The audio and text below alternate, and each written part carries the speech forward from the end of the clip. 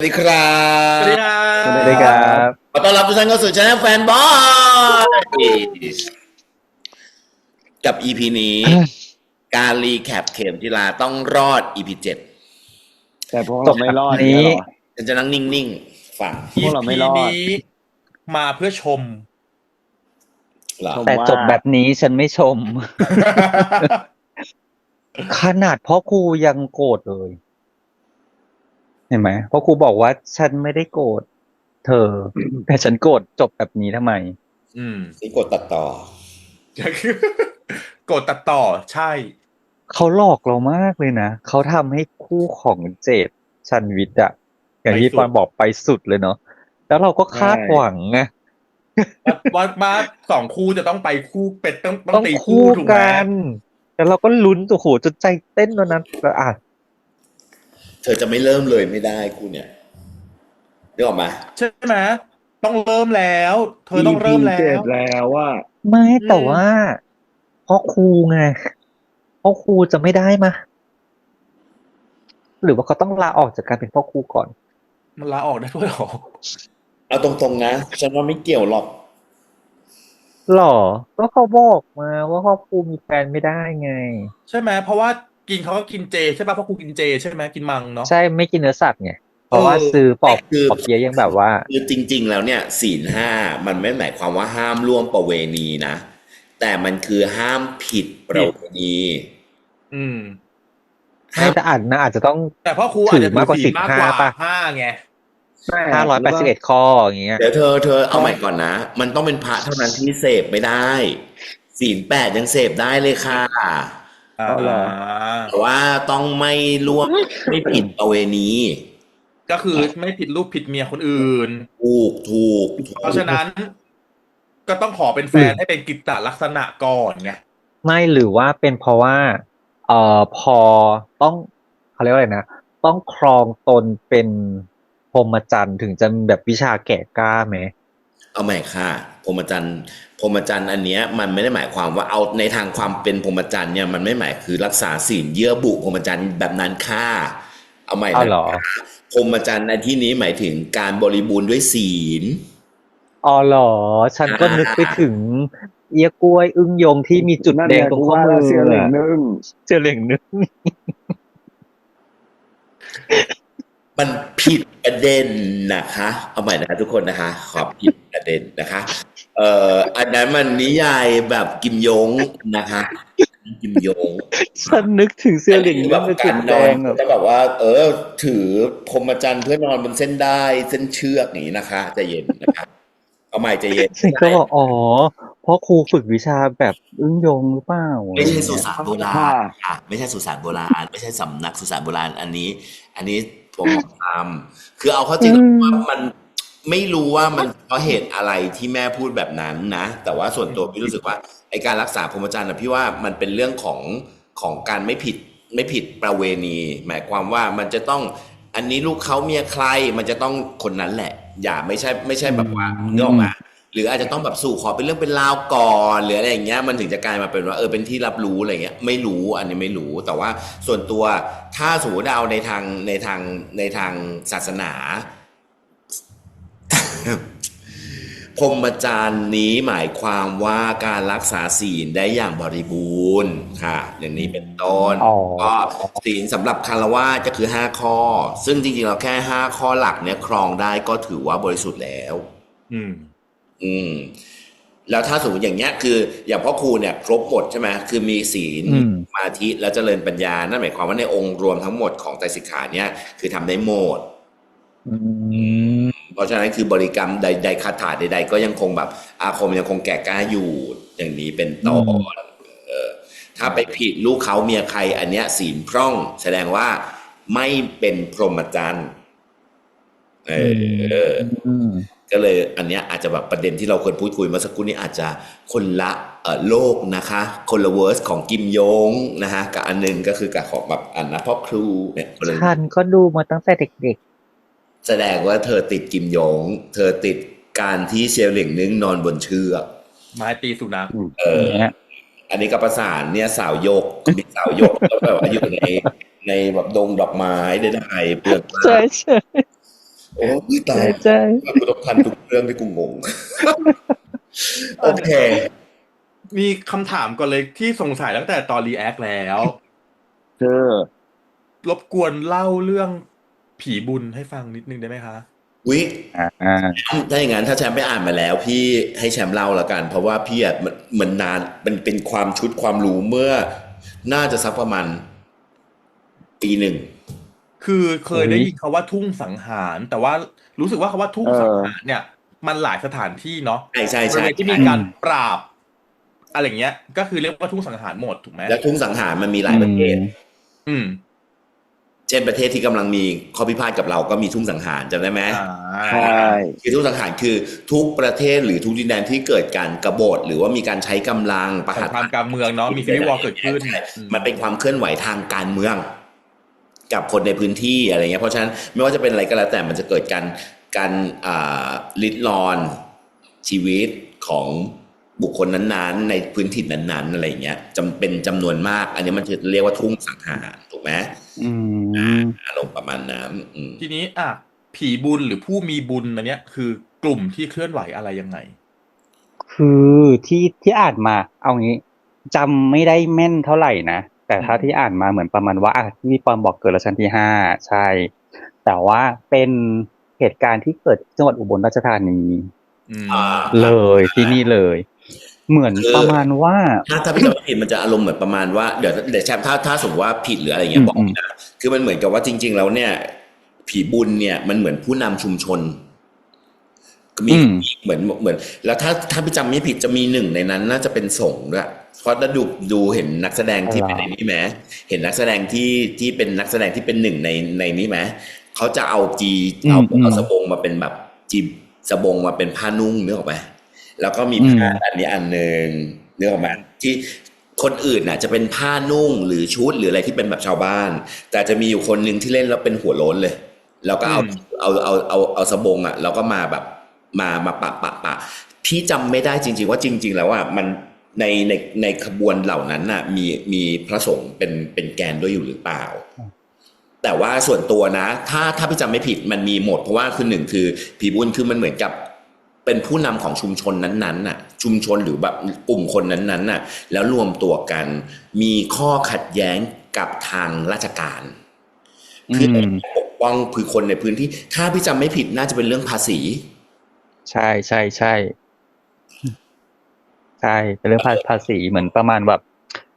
น่าจะเกี่ยวกับการโกงภาษีหรืออะไรประมาณอย่างเงี้ยว่าเรียกร้องพอเรียกร้องเสร็จปุ๊บก็10 คนจำนวน10 กว่าคนเนี้ยเขาเป็นเหมือนผู้นำชุมชนที่บอกว่าเขาจะเป็นตัวแทนของคนกลุ่มนั้นกลุ่มนี้อะไรอย่างเงี้ยแล้วก็รวมกันแล้วก็เหมือนกับแบบเขาไม่ได้ปลุกปั่นกระแสแต่เขาเห็นว่าคนมันคือความเดือดร้อนที่เกิดขึ้นกับคนของเขาคนในหมู่เขาสมมุติว่าเราก็4 คนอย่างเงี้ยเราเดือดร้อนอย่างเงี้ยแล้วเจ๊จุกก็บอกว่ามาเดี๋ยวฉันไปคุยคนนี้เองเดี๋ยวฉันไปคุยให้เองกับในกลุ่มพวกเรานะอะไรอย่างเงี้ยอารมณ์แบบประมาณนั้นแต่เขามีกลุ่มหลากหลายอย่างเงี้ยแล้วมันเกิดขึ้นที่ในพื้นที่จังหวัดอุบลราชธานีพอดีใช่มันก็คือเสริมก็คือเหมือนประมาณว่าเขามีข่าวลือเกี่ยวกับแบบว่าคนที่ทำดีเนี่ยให้ไปเก็บหินมาไว้นะแล้วเดี๋ยวคนมีบุญเนี่ยจะมาทำให้หินน่ะกลายเป็นเงินเป็นทองขึ้นมาส่วนคนที่ทำชั่วเนี่ยไม่เป็นไรเดี๋ยวจะมีการล้างบาปให้แต่ว่าต้องฆ่าวัวฆ่าควายนะเพราะว่าเดี๋ยวกลางเดือนอะไรสักอย่างไม่รู้ว่าวัวควายมันจะกลายเป็นยักษ์แล้วกลับมาทำร้ายแล้วก็ให้เอาข่าวลือเนี่ยเหมือนเหมือนคล้ายๆทำเป็นจดหมายลูกโซ่อ่ะก็คือให้ลือต่อๆกันไปแล้วคนน่ะก็ไม่ทำมาหากินกันเลยตอนนี้เก็บหินอะไรมากันฆ่าวัวฆ่าควายกันอะไรอย่างนี้ด้วยแล้วเขาก็เลยเหมือนแบบตั้งตนเป็นผู้วิเศษขึ้นมาไงก็คือเหมือนเป็นคนมีบุญที่จะมาแบบทำเรื่องพวกนี้อะไรอย่างเงี้ยแล้วก็เหมือนกับมีอย่างที่พี่ปอนบอกมีเรื่องการแบบภาษีอะไรเข้ามาจนทางการต้องเข้ามาปราบปรามประมาณนั้นคือมันเหมือนกับก่อนหน้านี้มันมีปัญหากันเรื่องภาษีเหมือนแบบขูดรีดหรืออะไรประมาณนี้คือแบบไม่เป็นธรรมแล้วคือเหมือนแบบชาวบ้านไม่ไหวจ่ายภาษีไม่ไหวอะไรเงี้ยมันเหมือนแบบ มันมีสองกรณีเนาะเพราะจะภาษีไม่ไหวจากพวกสัตว์ชาวนาทั้งหลายอะไรเงี้ยมันก็ต้องผ่านพ่อค้าคนผ่านในหน้าด้วยหนึ่งหรือผ่านเจ้าของที่ด้วยหนึ่งที่ชาวบ้านไม่มีพื้นที่เป็นของตัวเองชาวบ้านก็ต้องไปเช่าที่ใช่ไหมทำนาโดยที่เสียข้าวเหมือนกันอะแบบว่าทำได้สมมุติทำได้10 ถังก็เสียค่าที่ไป8 ถังตัวเองเหลือ2 ถังอย่างเงี้ยแล้วจะต้องมาเสียภาษีอีกอะไรอย่างเงี้ยมันไม่เหลือกินเหลือใช้อะไรอย่างเงี้ยมันก็เลยเป็นความเดือดร้อนประมาณนี้อันนี้เปรียบเทียบเฉยๆนะเปรียบเทียบเรื่องอัตรา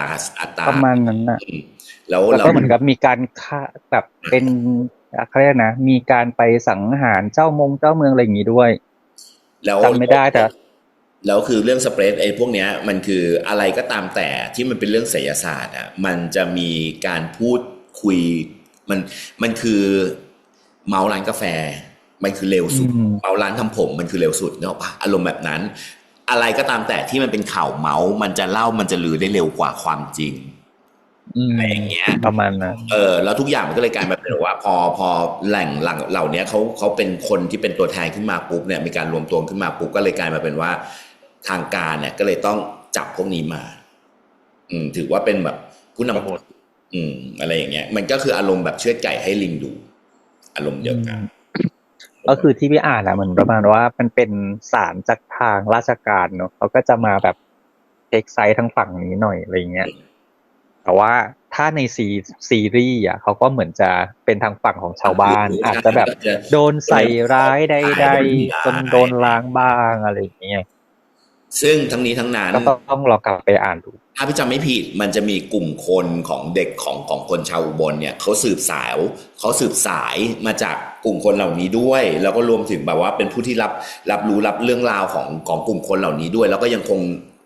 นับถือในความดีในการปฏิบัติตัวของกบฏผีบุญทั้งหลายปุ๊บเนี่ยเขาก็เลยสืบกันมาเรื่อยๆหมายถึงว่าส่งต่อภูมิรู้ส่งต่อเรื่องราวส่งต่อภูมิหลังใน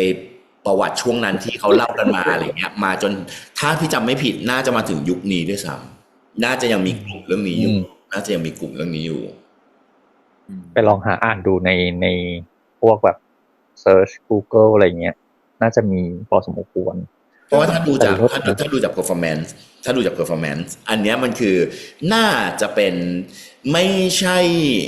ส่วนตัวนะพี่ว่าน่าจะไม่ใช่นักเต้นหรือนักละครเวที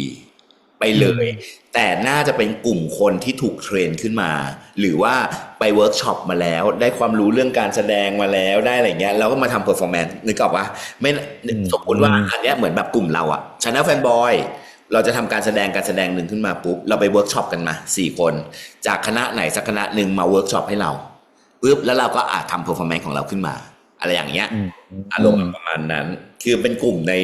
กลุ่มคนของน่าจะเป็นพี่ว่าน่าจะเป็นพวกนี่แหละสืบเรื่องมาจากพวกบอกว่ากบฏผีบุญนี่กลุ่มเด็กๆอะไรอย่างเงี้ยนะมันก็คือตัวจริงใช่ไหมเหมือนพี่ปอกำลังบอกว่าน่าจะเป็นตัวจริงที่มาเล่นส่วนตัวถ้าดูจากคือเขาเป็นคนที่ทำเพอร์ฟอร์แมนซ์นี้ได้อยู่แล้วมาเล่นใช่ไม่รู้ว่า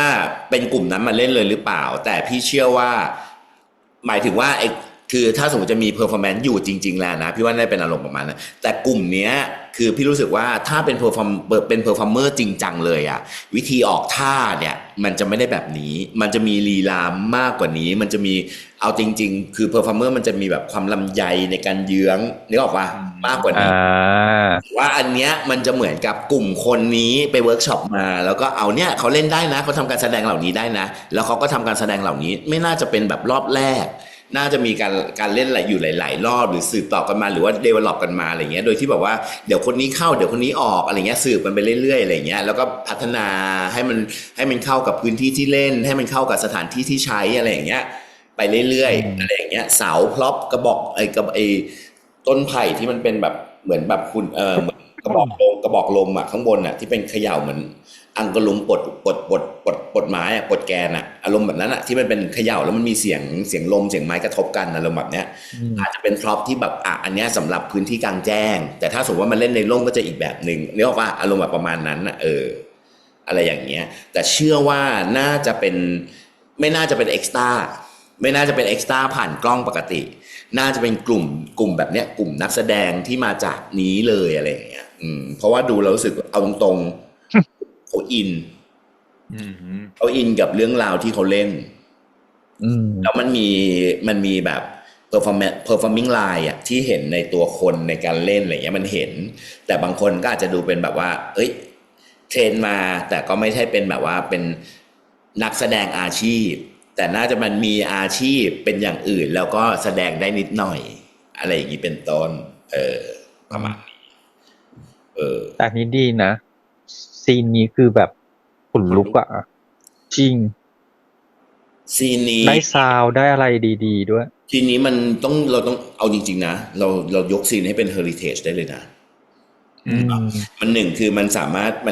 มันเป็นเรื่องราวพื้นถิ่นมันเป็นเรื่องราวพื้นถิ่นแล้วเขามีการหยิบยกเรื่องราวเอามาทำเรื่องใหม่และนำเสนอในรูปแบบใหม่ให้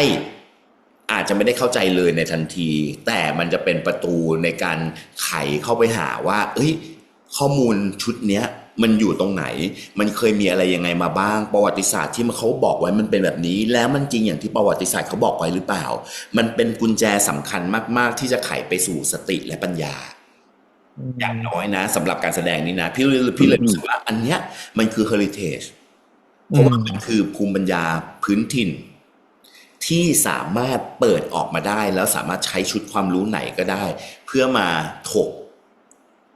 อะไรอย่างเงี้ยให้รู้ว่าเฮ้ยมันเกิดเรื่องราวเหล่านี้จริงหรือเปล่าและที่สำคัญที่สุดมันมากไปกว่ามีจริงหรือไม่แต่ว่ามันมีอยู่เพื่ออะไรเพื่อความดีงามหรือเพื่ออะไรอย่างเงี้ยมันคือสิ่งหนึ่งที่มันทำให้เรารู้สึกว่ะชอบตรงนี้จริงๆคือมันเป็นซีนเฮอริเทจจริงๆมันไม่ใช่แค่แบบว่าเอาแบบการแสดงพื้นบ้านมาเล่นอะไรอย่างเงี้ยนึกออกปะถ้าเอาการแสดงพื้นบ้านมาเล่นมาเซิร์งมาลำเราก็สนุกสนานตามปกติของเราถูกปะแต่มันไม่มีแบ็คกราวด์ไง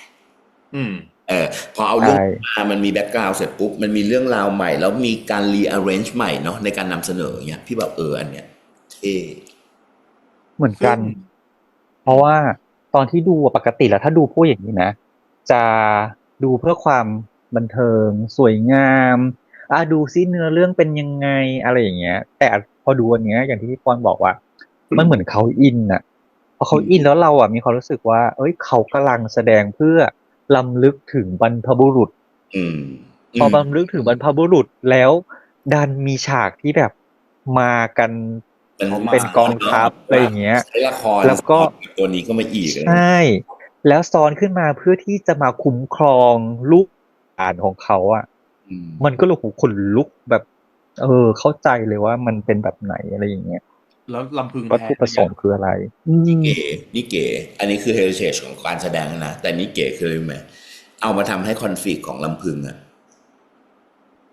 รู้ว่าจริงๆแล้วลำพึงแพ้เป็นแล้วลำพึงพลังถดถอยได้แล้วพอมันเป็นลำพึงแบบเนี้ยแต่ว่าอันนี้มี2อันแล้วนะสองซีนแล้วนะพี่รู้สึกว่าความพยาบาทของลำพึงลดลง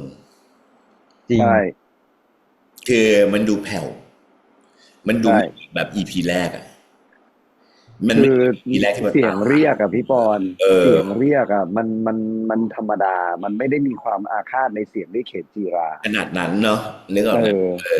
มันมีแต่ความยิ้มเยาะจะนั่นนี่นู่นแต่ว่าแบบเหมือนกับความอาฆาตมันหายไปเยอะอยู่นะเอาดีๆแล้วมันเลยทำส่วนตัวนะพี่รู้สึกว่าพอถ้าลำพึงเบาลงได้ขนาดเนี้ยแสดงว่ามันจะต้องมีกุญแจที่มาไขว่าสิ่งที่ลำพึงทำไมลำพึงถึงต้องจองล้างจองผ่านเข็มจีรา1แล้ววิธีที่จะทำให้ลำพึงเลิกที่จะจองล้างคำว่าอภัยหรือว่าความเข้าใจที่มันเกิดขึ้นมันจะต้องเกิดขึ้นได้ใช่แล้วคือผีลำพึงเนี่ยเอาตรงๆนะสุดท้ายเราอาจจะเสียน้ำตาให้ผีลำพึงมากกว่าเข็มจีราอีกคือพอวันนี้เราเห็นชัดๆตรงข้อมือเขาแสดงว่าลำพึงเองต้องถูกกระทำมาเจ็บปวดมากๆเหมือนกันนะแล้วคนคนนั้นอาจจะเป็นตัวเข็มเมื่อครั้งอดีตหรือเปล่าใช่จะไม่ได้ต่อให้ไม่ได้ทำเองก็จะน่าจะต้องมีส่วนร่วมมีเอี่ยวอะไรอย่างเงี้ยมีส่วนรู้เห็นเลทเซแต่คือลำพึงทาร์เก็ตไงทาร์เก็ตคนนี้เลยใช่อันนี้คือเขาเรื่องออกมาเขาไม่ได้เป็นแบบคนเดียวอย่างเงี้ย แล้วก็แบบว่าเรายังไม่รู้เนอะว่าในอดีตอะเข็มเนี่ยเป็นยังไงอะไรแบบไหนแต่ปัจจุบันเนี่ยแต่ที่เอกอย่างปัจจุบันดิมันแวบมาแล้ว3 ประเด็นประเด็นแรกน่าจะเป็นเรื่องลูกเพราะว่าสีพูดไปแล้วเนอะว่า1คือแบบว่าต่อให้ไม่หลงเหลือความเป็นมนุษย์ แต่ก็ยังเหลือเป็นแม่อันนี้แหละเหตุนี้แหละที่มันทำให้แค้นที่สุดแล้วพี่เชื่อว่าอีเหตุนี้เช่นกันที่จะทำให้คลายแค้นได้แล้วตั้งแต่เพราะมันเป็นเรื่องแม่ลูกนะครับใช่แตนแล้วประกอบกับนิสัยของเข็มจีราด้วยนางจะดูแบบมีเมตตาช่วยเหลือผู้คนช่วยเหลือคนอื่นเห็นป่ะ EP แรกช่วยเด็กนะ EP 1ช่วยเด็กใช่ไหมนี่แหละฉันว่าฤทธิ์นางเริ่มลดลงเรื่อยๆนึกออกไหมแล้วพอเจอคำว่าแม่ปุ๊บเนี่ยฤทธิ์มันหายเหมือนหายไปแบบหายเยอะหายเยอะถูกไหมแล้วก็มันมีคนที่เข้ามารู้สึกว่าไม่ใช่แค่ลำพึงอ่ะมันเป็นผีของความเครียดแค้นความแบบกดขึ้นอะไรอย่างงี้ใช่ไหมที่จองพยาบาทเนี้ยนั่นหมายความว่ามันมีทางคลายได้ให้ช่องทางแล้วนะพี่ว่าเพราะฉะนั้น3 ตัวเนี้ยมันน่าจะคลี่คลายแล้วพอเราเห็นร่องรอยการบาดเจ็บของเขาก็เลยรู้สึกเหมือนพี่ปอนว่าน่าต้องมีการเสียน้ำตาให้ลำพึงเกิดขึ้นแน่ๆและหรืออาจจะเป็นความเข้าใจผิดอันนี้เป็นอีก1 ประเด็นนะที่พี่รู้สึกว่ามันจะทำให้ไอ้โซลูชันของการที่แบบแม่ลูกอะไรเงี้ยเพราะว่าถ้าเราดูพฤติกรรมของชาติเอาย้อนไปกับตั้งชาติที่แล้วด้วยพฤติกรรมของเข็มจีราไม่มีความพยาบาทหรือไม่มีความเป็นแบบสะบัดเอาแต่ใจกูอยากได้แล้วกูจะจ้วงอะไรอย่างเงี้ยหรอกปะอะไรแบบเนี้ยไม่มีเลยไงนั่นหมายความว่าสิ่งที่มันพึงจะเกิดขึ้นก่อนหน้านี้น่าจะเป็นวัดปฏิบัติของคนนี้อยู่แล้วแต่อาจจะเป็นความสมมุตินะพี่ไปบอกว่า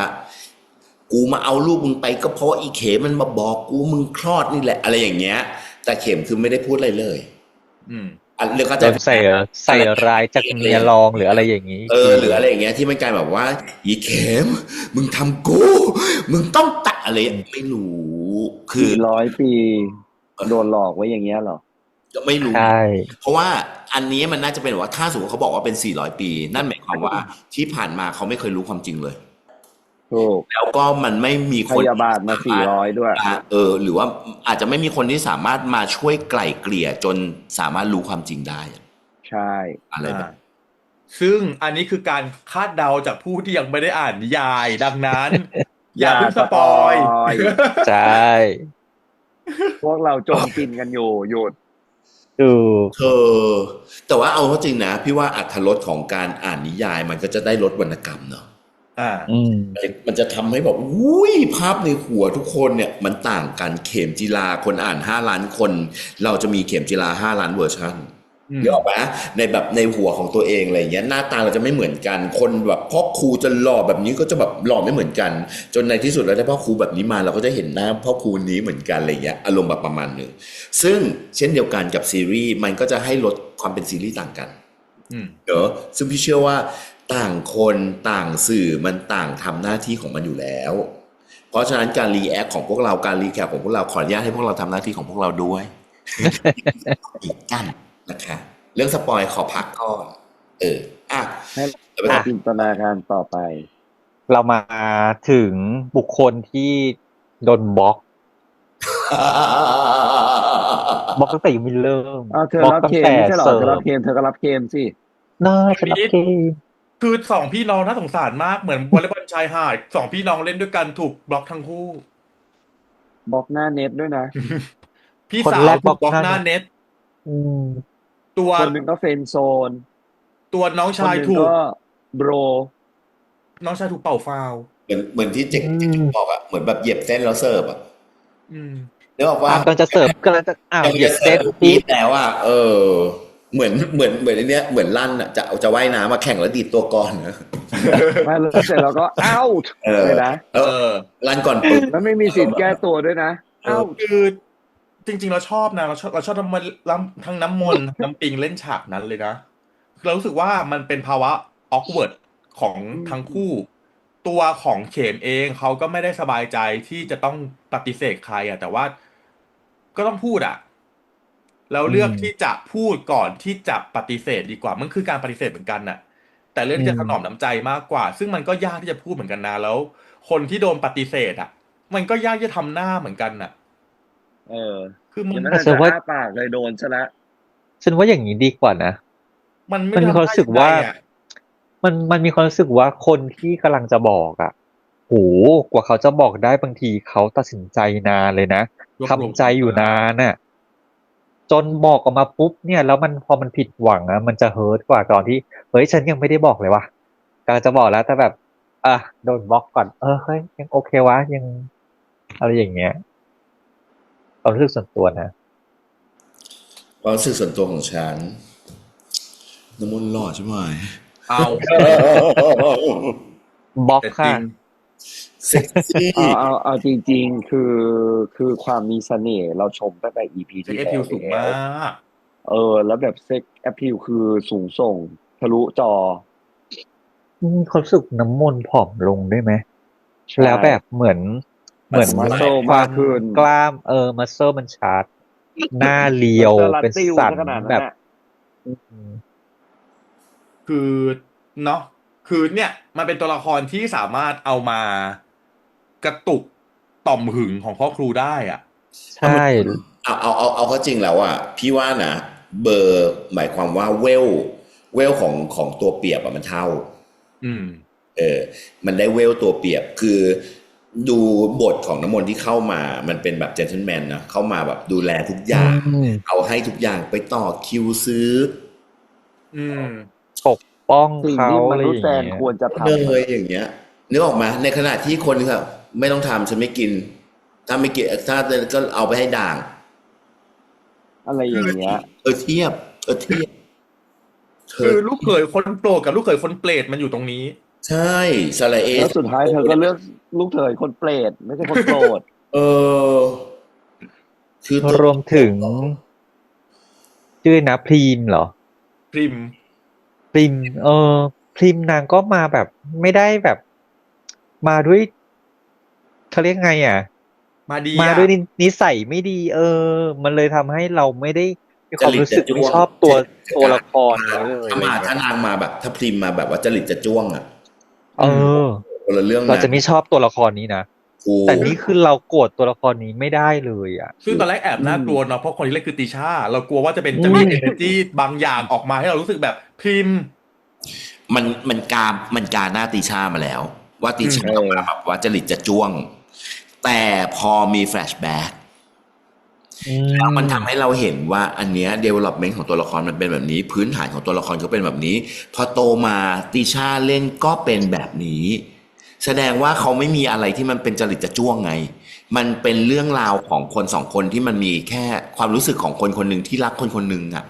ตกหลุมรักคนคนหนึ่งอย่างหัวปักหัวปั๊มอะแล้วก็ถูกปฏิเสธแล้วปฏิเสธเล่าจนเขารู้สึกว่าครั้งเนี้ยจะเป็นครั้งสุดท้ายที่เขาจะขอพึ่อีกสักครั้งแล้วอะไรอย่างเงี้ย ติช่าเล่นคามมากเนาะใช่ เนาะ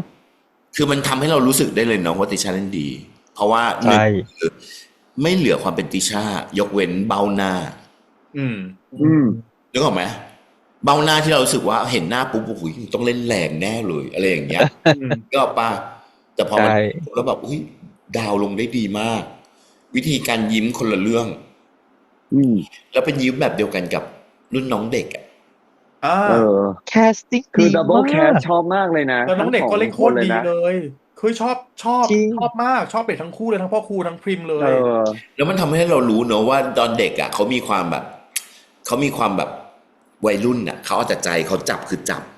อืมแต่พอเขาโตมาแล้วมีวุฒิภาวะแล้วก็มีคุณยับยั้งชั่งใจเป็นอาจารย์แล้วปุ๊บอะเขาเลือกที่จะวางตัวในสังคมแบบนี้เขาเลือกที่จะวางตัวกับคนข้างๆแบบนี้แล้วเขาก็ให้เกียรติคนข้างๆว่าเขาเรียกว่าพ่อครูแล้วแต่ว่าตอนนี้ที่เขาจะมาคุยกับเขาคุยในฐานะพลันพลันอะไรอย่างเงี้ยมันดูรู้สึกแบบเฮ้ย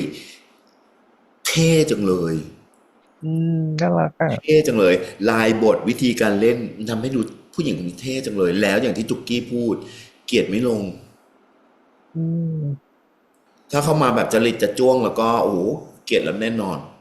คือเข้าใจได้เลยนะแล้วเรามีเอาใจช่วยนะ โอ้เราเนี่ยจริงๆเราก็ยังบางทีเรารู้สึกเอาใจแล้วเข็มจีรามาตอนนั้นเรารู้สึกหนูเข้ามาทำไมหนูอะไรอย่างเงี้ยเนาะ นึกออกไหม แล้วคือเขาไม่ได้เข้ามาแบบคือเขาไม่ได้สารภาพหรือว่าแบบว่าอยากได้ ไม่ได้มาร้าย ต อ่ะ อนนั้นน่ะนึกออกปะมันแค่แบบ เออ เหมือนแค่แบบผู้หญิงคนหนึ่งมารับรักกับผู้ชายอ่ะ ทั้งที่รู้อยู่แล้วนะว่าแม่งโดนปฏิเสธแน่ๆแต่ก็เอาวะครั้งเนี้ยถ้ากูไม่ทำกูก็ไม่ทำอีกต่อไปแล้วอ่ะจริง ไม่โดน มัน ประตู แล้วมัน ไทย ก็ไม่ได้ ก็โดน มาจบแบบเหมือนละครน่ะ ถ้าฉันไม่ได้อยู่หวังเลย ค่ะ อะไรอย่างเงี้ย นั่นเธอค่ะเจ๊ ถ้าอย่างนั้นอ่ะไม่ได้ละ ลาน อันนี้แบบลด แล้วเนี่ยคือเสน่ห์ของเรื่องนี้เนาะตัวละครเท่ ใช่ ความเท่ของตัวละครเรื่องนี้คือต้องยกให้จริงๆสร้างตัวละครโคตรเท่เลย จริงปั้นตัวละครดีมาก แม้กระทั่งพ่อครูตอนเด็ก อันนั้นช่างปั้น ตาหวาน ตายแล้วโอ้ช่างปั้นขึ้นมาเหลือเกินพ่อคุณเอ้ย ฉันเข้าใจเลยว่าทำไมถึงต้องใส่แว่นพอโตมาตาหวานขนาดนี้เป็นใครก็หลงบ้า เฮ้ยหล่อจังเลยอ่ะอนาคต เลิศ มากสาววายเตรียมจ่ายเงินได้เลยค่ะพูดเลย แต่เคมีที่เขาขับพริมอะในตอนเด็กกัน ดี ดีนะ มากนะ คู่นี้เคมีดี พี่ว่าเขาปั้นให้น้องสองคนเนี้ยมีเบสิกการแสดงที่ดี มีเบสิกการแล้วก็เลือกน้อยเลือกบทที่ออกให้เล่นน้อย เราก็เล่นในซีนอารมณ์ที่มันพอมันจะลึกคือซีนอารมณ์ที่มันแบบ ไว เล่นที่มันสามารถเล่นได้จัดการได้ง่ายที่สุดอารมณ์แบบเนี้ยแล้วมันสามารถเห็นผลอะไรเงี้ยแล้วมันพาตัวละครไปถึงมันก็เลยแบบส่งมาถึงเราค่อนข้างดี ต้องดีจริง ทีนี้ จังหวะดีด้วย next คู่นี้ แจ็ค ล่ะ หมอน MTM ตายเลย ตายจริง ฟิน ป้ามาก เอาจริงๆนะ ถ้าเกิดสมมุติว่า ไม่มีคนพยายามเปิด question เรื่องวันนี้ไม่มีเกิด แต่ขอ ต้องยกให้เจดนะจ๊ะ แต่ก่อน เพราะ เลี้ยง ถ้า หม เจ อน ดไม่ ขอ เปิดขนาดเนี้ยก่อนเลี้ยงหมอนขอกันได้ไหม อะไร ถ้าเต้นล่อตีนจริง ถูก ไม่แต่ชอบนะ ที่ไปสุดนะที่ไปสุดจริงนะ ที่ไปสุด แต่ว่าส่วนตัวที่ชอบอ่ะ ชาญวิทย์ วิ่งไวเหรอ ไม่ คือ ฉันเข้าใจเลยคนที่มันเต้นไม่เป็นน่ะ มันจะอย่างเงี้ย มันจะมีความเขิน มันจะแก้ๆกังๆอย่างเงี้ย ไม่ได้มาด้วยกันนะครับไม่ได้ครับ ไม่ได้มาด้วยกันครับ ซึ่งฉันมั่นใจว่าตัวจริงอ่ะ ไม่น่าจะเต้นไม่เป็น น่าจะมีความแบบพอตัวอยู่ เอาตรง รอดตีนนิดนึงเหมือนกัน เอาตรงๆนะ อันเนี้ยฉันว่าท่า first one ค่ะ ไม่ใช่ท่าเอาจริง ถ้ายายแป๋วเหรอ ถ้ายายแป๋วเหรอ นี่ท่ายายแป๋วท่า first one เองว่าฉันพูดเลยหลังจากที่ดู เพราะไม่มีใครสามารถ direct ได้ หลังจากที่ดูคลิปเต้นมาหลายคลิป ว้ายโป๊ะ ทุกค ค่ะ นคะ คนนี้เขาไม่ทำมาหากินเลย ใช่ค่ะเขาส่งคลิปมาให้ดูตลอดเวลาค่ะ ครับไปเปิดช่องเสิร์ชเขาในทุกแพลตฟอร์มมีแต่เต้นเฟิร์สวันค่ะ งงมากค่ะ แต่ฉันไม่เห็น เสน่ห์จริง นะแต่ฉันยังไม่เคยเห็นซีนแบบของวันนี้นะ โอ้โห ถ้าฉันเห็นซีนนี้ใน TikTok นะฉันจะแบบลบ ตายเลย ทิ้งเลยแหละ ฉันจะลบทิ้ง คือชอบฉากนั้นด้วยแล้วก็ชอบฉากที่สโลว์แล้วก็ ฉันจะรีบ เอาเสียงหมอลำออกแล้วเปลี่ยนเพลงอ่ะ แต่แวดล้อมเป็นหมอลำนะแต่สองคนเล่นในอีก ชอบ ในอีกคีย์นึงอ่ะดูโรแมนติกมากเลยอ่ะ แล้วแสงทำไมเขาจัดแสงทั้งที่เวทีเป็นแสงไฟหมอลำเนาะแต่ดึงโบเก้ออกมาแล้วมันสวยว่ะฉากนั้นอ่ะ จังหวะตกหลุมรัก ต้องบอกว่าสำหรับสองคนเนี้ย ถ้าการแสดงไม่ถึงอะมันจะดึงอารมณ์เราไม่ได้ขนาดนี้นะ มันจะเป็นตัวละครที่ดูปั้นออกมาแล้วแปลกๆ อันนี้ต้องยอมรับอันที่หนึ่งก่อน อย่างที่เราคุยกันตั้งแต่แรกว่าเขาปั้นคาแรคเตอร์ดีคาแรคเตอร์มันชัดแล้วคาแรคเตอร์มันเท่ทุกตัวแล้วพอดีเคมีของสองตัวเนี้ย ซึ่งจริงๆแล้วมันเป็นเคมีของเส้นรองเนาะนึกออกไหมพอมันเป็นเคมีของเส้นรองอ่ะมันส่วนตัวของคนดูอยู่แล้วอ่ะถ้าเป็นเคมีของเส้นรองอ่ะเราจะเอาใจช่วยอยู่แล้วในบางส่วนแล้วแบบเพราะว่าเรารู้ว่าเส้นหลักมันจะเป็นยังไงเขาต้องคู่กันแน่เลยแล้วเราคาดหวังว่าเส้นหลักมันจะเจอ1 2 3 4โดยที่เราจะเอาใจช่วยเส้นรองโดยที่เราไม่คาดหวังว่าเขาจะเจอกันยังไงแล้วมันจะมาหวานตอนไหนหรือมันจะไปหวานตอนแบบสมมุติว่าเส้นหลัก EP เส้นหลักเขาแบบไปหวานกัน EP 9 10 11อะไรเงี้ยเส้นรองจะมาหวาน EP 12 EP เดียวเราก็ยอมรับได้เข้าใจพี่ไหมแต่ว่า EP 7เส้นรองชามเข้าเส้นแหกโค้งนี่ปกป้องอย่างนี้เลยชอบไหนชอบฉากนั้นมากนะจริงชอบฉากนั้นจริงคือชอบคือหนึ่งคือเรารู้ว่าเร็วกว่าทุกอย่างคือการลีฟของเรียกว่าคุกกี้รักเลยอ่ะที่คุกกี้ชันวีทคือชานสปีดที่สุดชานสปีดไม่ใช่ชันวีทนะคะชานสปีดแล้วเขาก็สปีดกลับมาเหมือนเดิมคือกลับมาแบบโปรเทคคนของเขาเพราะเขาเริ่มไม่ไว้ใจตัวเองแล้วจำได้ปะแล้วอันเนี้ยมันเป็นเหตุย้ำได้ว่าแบบในบทที่เขาพูดมันพูดเรื่องจริงเพราะว่าพัฒนาการตัวละครมันมาแบบนี้แล้วเขาเห็นเนี่ยเขาลังเลแล้วว่าสิ่งที่เขาเกิดขึ้นเนี่ยมันเป็นความรู้สึกในอดีตหรือว่าเป็นความรู้สึกณปัจจุบันแต่ไอเนี่ยพอมันย้อนกลับไปดูปุ๊บโอ้โหตอนที่เยิ้มที่สุดคือตอนไหนเอาตรงๆหลังรถกระบะอีดอกเยิ้มแบบหลังรถกระบะสายตาอีโรติมากสายตาเยิ้มมากอ่ะเพลงแสนรักนะเพลงแสนรักที่ขึ้นมาตอนที่น้องเด็กนะอยากสู้ไอ้นี้ไม่ได้เลยอยากจะกลืนกินเธอทั้งตัวโถโอ้ยเหรอเฮ้ยเชื่อฉันแต่โอ้โหให้หลังรถต้องให้จริงคือไม่ใช่เฉพาะสายตานะมุมกล้องจิ้มพอดีคำถามแรกเลยนะเติ้ล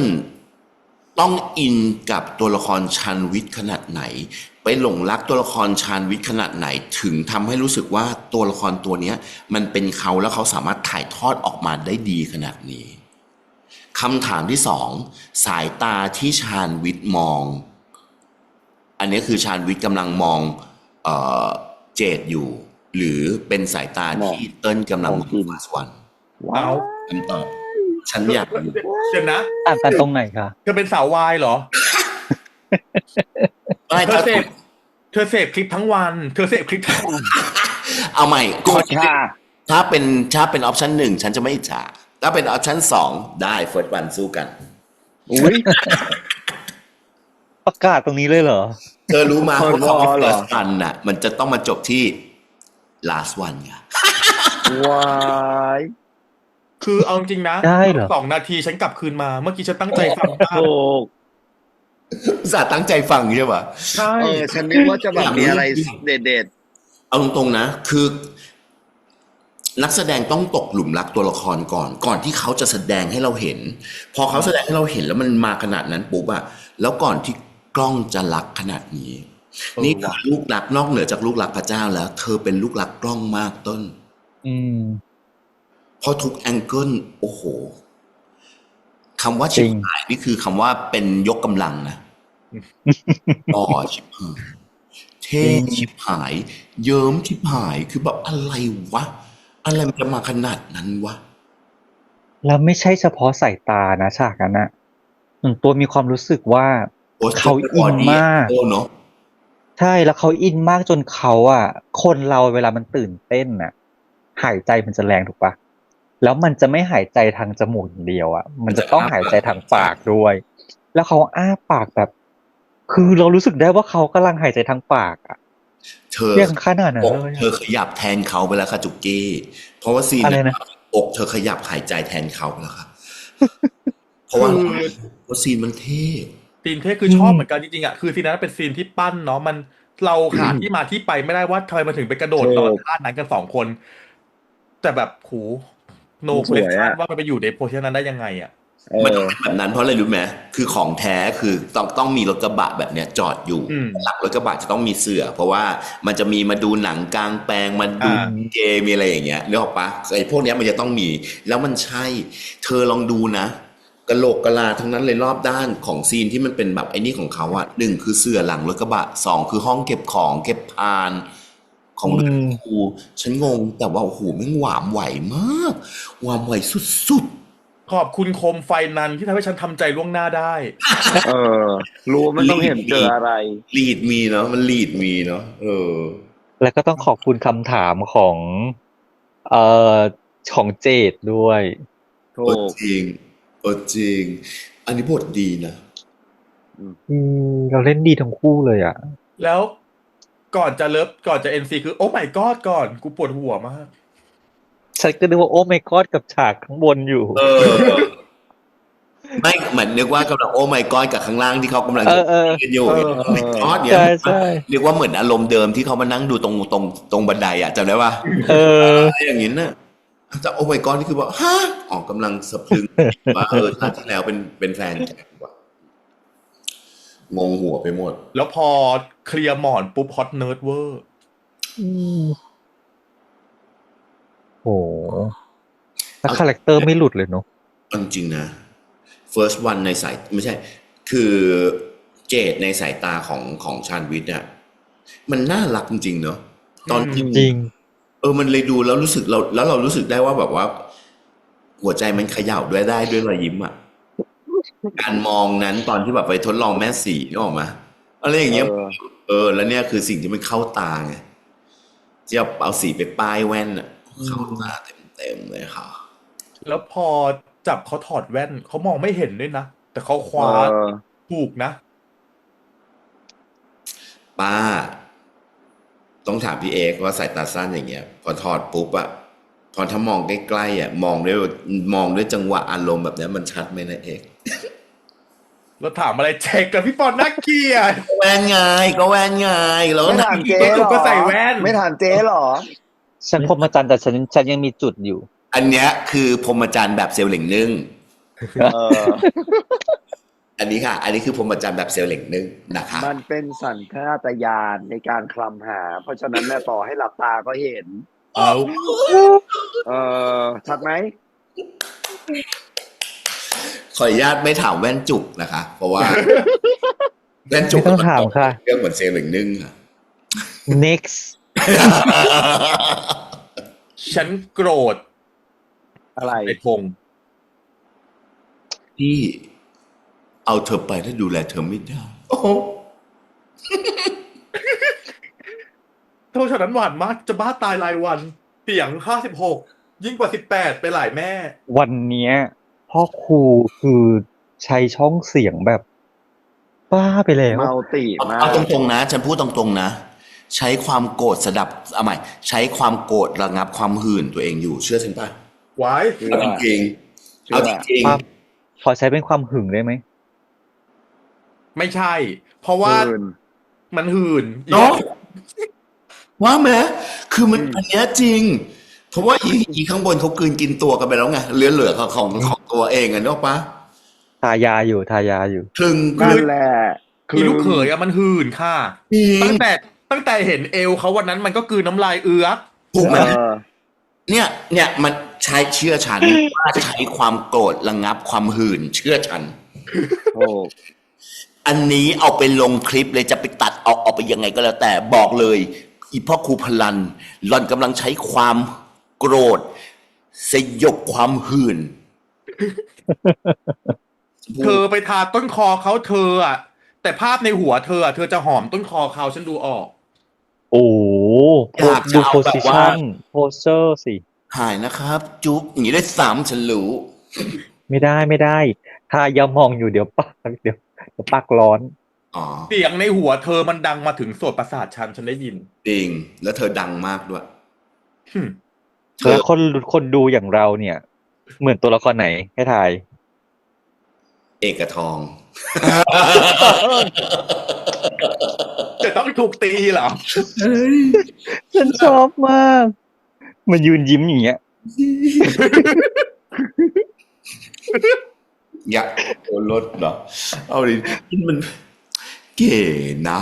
เก๋แล้วมันเป็นความแบบพ่อครูนั่งค่อนไปทางหัวเตียงแล้วไปนั่งสงบสติอยู่อ่ะ แล้วไม่ใช่แล้ว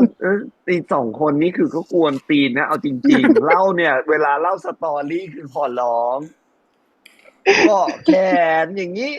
เป็นกุมารทองมูลิเน็กจะบอกเลยปั่นเก่งมาก โอ้ยแบบ พอปั่นเสร็จแล้วมายืนยิ้มฉันชอบมาก นี่บอกเลยนะคะว่าคนเขียนบทโยนบาปให้เอกกับทองค่ะโยนบาปมากเป็นการโยนบาปนิดหน่อยนะคะ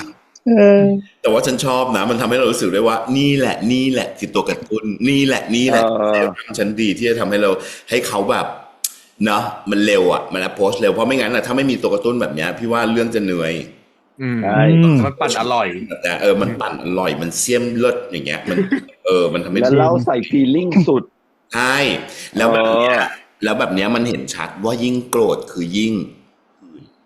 นั่นแหละเลือฉันแต่ก็ต้องยอมรับ EP นี้โมเมนตัมดีใช่แต่ยายเข็มนะก็อ่อยเก่งนะถ้าในมุมอ่อยเก่งแค่นั้นแต่อีกมุมหนึ่งคือพี่มองว่าอันนี้มันดูเหมือนว่าเป็นคาแรคเตอร์เขาเป็นคาแรคเตอร์ถ้าคนจะตกหลุมรักคนที่แบบแต่น่ารักเรียบร้อยง่ายมากเจอเข็มปุ๊บตุ๊บเจอเลยจริงเธอต้องโดนเธอยวบแน่ถ้าไปโดนแบบเดินเฉียดก็ยวบแล้วเพราะว่าเขาไม่ได้เขาไม่ได้เป็นคนชะม้ายชายตาแล้วไปยิ้มให้แบบทั่วไปอะไรเงี้ยแต่เขายิ้มให้กับทุกคนแต่เป็นการยิ้มแบบยิ้มข้างในอ่ะยิ้มแบบเรียบร้อยอ่ะยิ้มแบบไม่ได้ยิ้มแบบคนใจดีอ่ะไม่ได้ยิ้มแบบเจ๊จุกเนาะยิ้มเหมือนป้ากี้อ่ะไม่ใช่แบบอย่างงี้ไม่มีการแบบห่อไหล่แล้วแบบว่าคือแบบไหล่ซ้ายกับคอนิดนึงแล้วสายตาแบบอะไรอย่างเงี้ยไม่ใช่เขาจริงใจเหมือนฉันไงป้านี่ต้องให้คนอื่นพูดค่ะแรงมากจุกกันน้ำมากต้องบอกแต่มันดีคือฉากเล็กๆที่เรารู้สึกถึงความใส่ใจเช่นซื้อของมาฝากอ่ะมันคือเด็กน่ารักอ่ะนึกออกปะคือนึกถึงคนที่อยู่ที่บ้านอะไรเงี้ยแล้วซื้อแล้วมันเป็นการซื้อแบบตั้งใจคือซื้อที่เป็นไส้ผักมาใส่ใจอย่าเรียกว่าตั้งใจก็ดีใจเห็นปะฉันจะกินอันนี้แต่ว่าน้ำมันที่ทอดอ่ะเขาก็ทอดอันที่มันมีหมูมีไก่จ้ะว้าวแรงมากเธอเฟี้ยมอ่ะเธอไม่น่ารักถ้ามันไม่ได้กินเจนะพี่ปอนจริงๆแล้วมันก็ไม่มีผลบางทีก็ถือว่าเลือกมาให้เนอะเลือกมาซึ่งตอนที่พ่อคุณบอกว่าฉันจะกินอันนี้แบบใส่จานให้นางดีใจนะนางดีใจนะโดยเฉพาะตอนหลังที่บอกว่าพ่อกูโกรธนู่นโกรธนี่นางดีใจนะยิ้มแฉ่งขนาดนั้นนางรู้เห็นไหมว่าหึง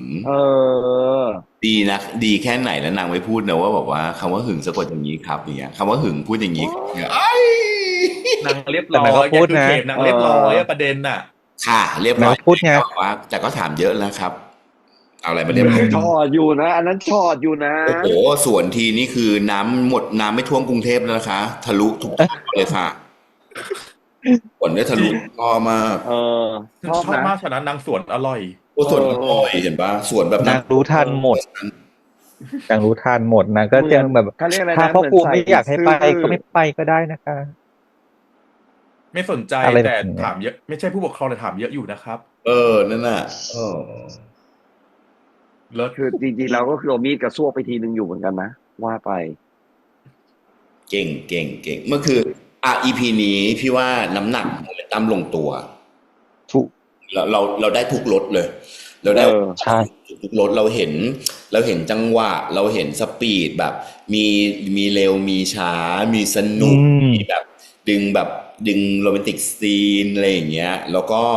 โรแมนติกซีนทำได้สวยโรแมนติกซีนเลิฟซีนทำได้สวยแบบสวยแบบมันดูแล้วสำหรับพี่นะ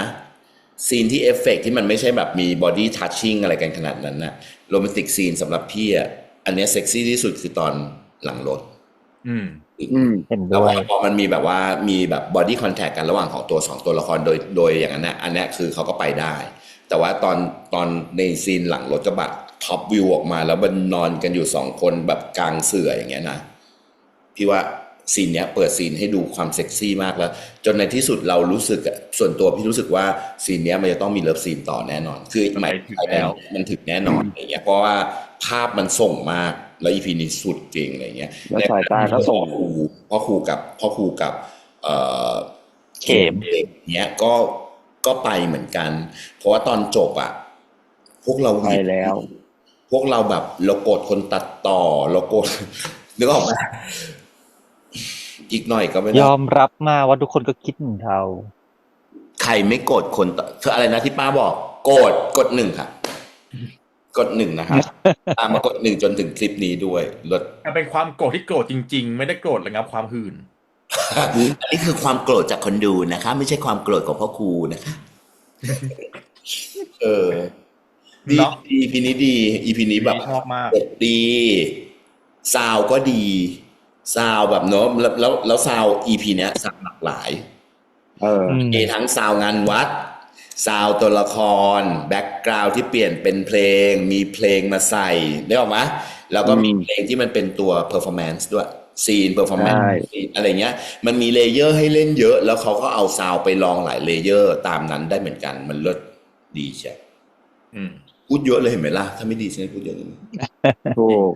มันประมาณนี้ไหม EP นี้ ได้ เต็มอิ่ม ประมาณนี้นะครับทุกคนเราก็เชื่อว่าคนที่ดู EP นี้น่าจะมีความรู้สึกเหมือนกัน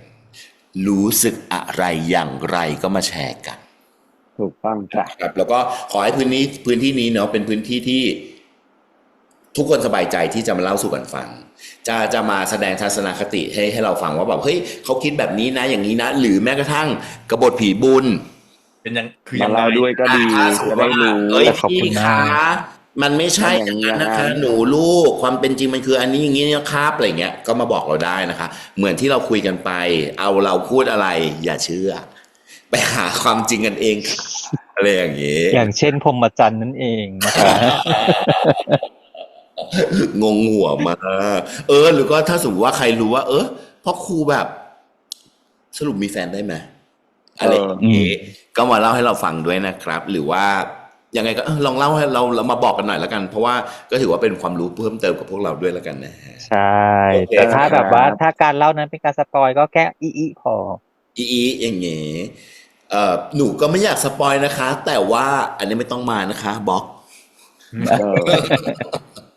โอเคครับวันนี้พวกเรา4คนต้องขอบคุณทุกคนมากๆนะครับสำหรับทุกการติดตามนะครับฝากไว้ด้วยนะครับกราบเข็มชาต้องรอดถ้าดู EP แบบ full version ไม่ใช่ EP ถ้าดูแบบ full version อย่าลืมไปที่ iQIYI นะครับ iQIYI ครับ